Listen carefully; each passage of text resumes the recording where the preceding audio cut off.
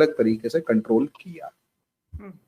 अब पूरे यूरोप के अंदर अगर आप देखते हैं तो इन्होंने इस तरीके का एक नैरेटिव सेट किया कि यूरोप के अंदर अरब्स अगर आते हैं या बाहर से लोग आते हैं तो वो अच्छे होंगे। अब वो अगर अच्छे होंगे तो ऑब्वियस सी बात है उससे बेनिफिट मिलेगा, तो ठीक है जी, बेनिफिट के नाम पर वो आ गए। आज के दिन उन्होंने जिस तरीके से यूरोप की बैंड बजाई है वो बताइए। दूसरी तरफ अमेरिका में भी अगर आप देखेंगे तो अमेरिका का ना तो एजुकेशन सिस्टम अच्छा ना और कुछ। फिर वहां के लोगों ने जो भी ओपिनियन दिया उसके आधार पर ही टेरिटरी को मर्ज किया गया रशिया के साथ। क्या इसको भी रिकॉग्निशन मिलेगी? आई डोंट नो, बट एक चीज तो तय है। नंबर वन, चूंकि ट्रंप साहब ने अपने इलेक्शन कैंपेन में कहा था कि दुनिया के सबसे बढ़िया सेल्समैन का नाम है व्लादिमीर जेलेंस्की, वो जब भी अमेरिका आते हैं $60 बिलियन लेके चले जाते हैं लड़ने के नाम पे। उन्होंने कहा हम नहीं लड़ेंगे, तो ट्रंप साहब ने कहा दुनिया में कोई वॉर नहीं होगी जब तक मैं प्रेसिडेंट हूं, all the Wars would be stopped. तो उसमें रशिया यूक्रेन आज की डेट में सबसे मेजर कॉन्फ्लिक्ट है, उसको भी वो रोकेंगे। तो और जेलेंस्की को जब वो बता चुके हैं कि हम पैसा नहीं देंगे, तो जेलेंस्की बिना पैसे के, I have very serious reservations कि Zelensky would be able to continue. पैसे का तो लड़ाई है ना आरजू जी, आपको पैसा चाहिए, गोली चाहिए, बारूद। और बाप के बाद अब बेटा भी जो है सनातनियों से कनेक्ट हो रहा है और श्योरिटी दिला रहा है कि भाई हमारी गवर्नमेंट के अंदर ना अमेरिकन हिंदुओं का बड़ा ख्याल रखा जाएगा, मंदिर जा रहे हैं और बाकायदा तौर पर पूजा करते दिखाई दे रहे। हमने तो आज से पहले अमेरिका में ये नजारे तो कभी नहीं देखे। शाला जी, सवाल हिंदू का नहीं है, सवाल ये है कि दुनिया में इस टाइम पर एक अजीब सी ताकत खड़ी हुई थी। वो शायद डिस्कस अब धीरे धीरे होनी शुरू हुई, लेकिन खड़ी हुई। उसका नाम है डीप स्टेट।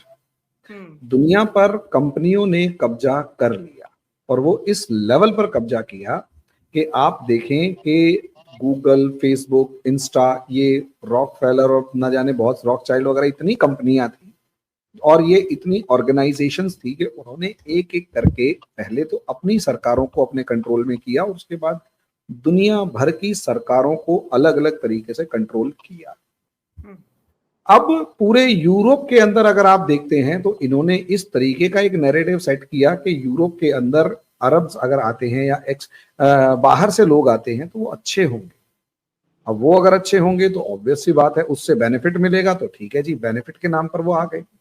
आज के दिन उन्होंने जिस तरीके से यूरोप की बैंड बजाई है वो बताइए। दूसरी तरफ अमेरिका में भी अगर आप देखेंगे तो अमेरिका का ना तो एजुकेशन सिस्टम अच्छा ना और कुछ। पूरा का पूरा एजुकेशन सिस्टम इस तरीके से है कि पूरे मतलब जितने भी वहां पर यूथ पढ़ लिख के निकल रहा है वो टोटल 25% ही ऐसा है जो ग्रेजुएट करता है। वहीं इंडियंस के अंदर 60-65-70% ऐसे हैं जो ग्रेजुएशन करते हैं।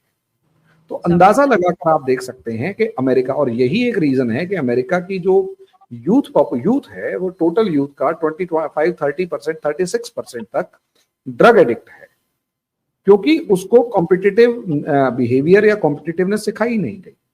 वहीं अगर एक हिंदू बच्चा जो है, नॉर्मली कहीं पर भी आपको मिलेगा, हमारी कंट्री में इतने एफर्ट्स करवाए जाते हैं कि बच्चे को मतलब 7वीं 8वीं क्लास से कंपटीशन की तैयारी करवानी शुरू कर देते हैं। 11वीं 12वीं तक तो वो पूरे तरीके से एस्टेब्लिश हो चुका होता है और उसके बाद जब वो दुनिया में निकलता है तो उसे प्रेशर झेलने की आदत होती है। तो अब प्रेशर की वजह से जो कमजोर दिमाग वाला है वो ड्रग एडिक्ट बनता है।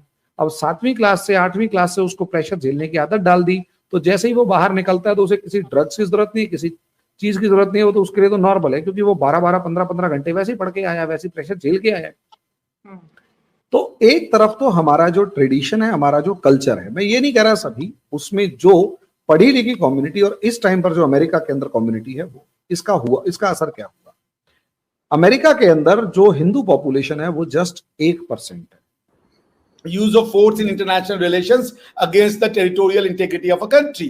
तो ये देखते हुए कि territorial integrity of Ukraine inviolable है, वेस्ट का ये प्रिंसिपल इंस्टांस था कि क्रीमिया यूक्रेन का पार्ट है, क्रीमिया रशिया का पार्ट नहीं है। But today that stands changed. आज वो कह रहे हैं कि क्रीमिया को भूल जाओ, क्रीमिया जा चुका है। तो टेरिटोरियल गेन की बातें मत करो। जेलेंस्की से कह रहे हैं कि बी रियलिस्टिक। और अब क्वेश्चन इसमें यह भी आएगा कि what about Donetsk and Luhansk, because कि रशियंस ये कह रहे हैं कि डोनास्क और लुहांस्क तो हम नहीं देने वाले हैं, that is also a done deal.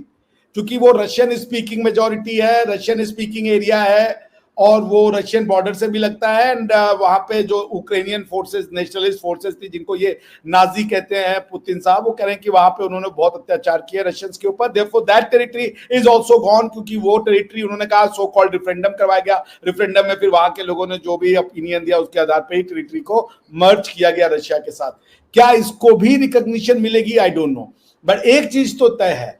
Number one, चूंकि ट्रंप साहब ने अपने इलेक्शन कैंपेन में कहा था कि दुनिया के सबसे बढ़िया सेल्समैन का नाम है व्लादिमीर जेलेंस्की, वो जब भी अमेरिका आते हैं $60 बिलियन लेके चले जाते हैं लड़ने के नाम पे। उन्होंने कहा हम नहीं लड़ेंगे। तो ट्रंप साहब ने कहा दुनिया में कोई वॉर नहीं होगी जब तक मैं प्रेसिडेंट हूं, all the Wars would be stopped.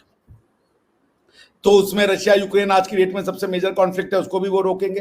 तो और जेलेंस्की को जब वो बता चुके हैं कि हम पैसा नहीं देंगे, तो जेलेंस्की बिना पैसे के, I have very serious reservations कि Zelensky would be able to continue. पैसे का तो लड़ाई है ना आरजू जी, आपको पैसा चाहिए, गोली चाहिए, बारूद चाहिए।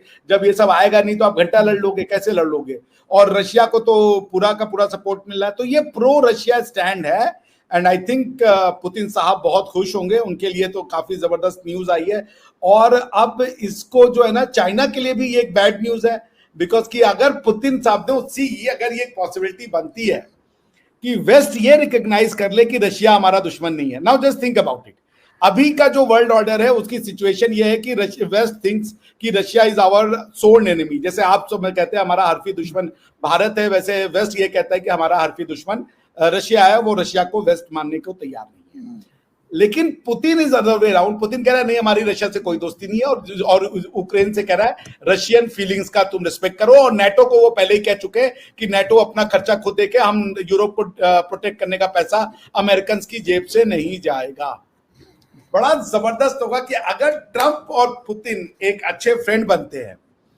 इंडिया की तो देखिए बल्ले बल्ले है जी, इसमें मजा आएगा चाइना का, कि चाइना कहा जाएगा, क्योंकि इंडिया कह रहा है कि बस ये एक सेंटेंस बोलते, क्योंकि इंडिया कह रहा है we want a larger pie of ये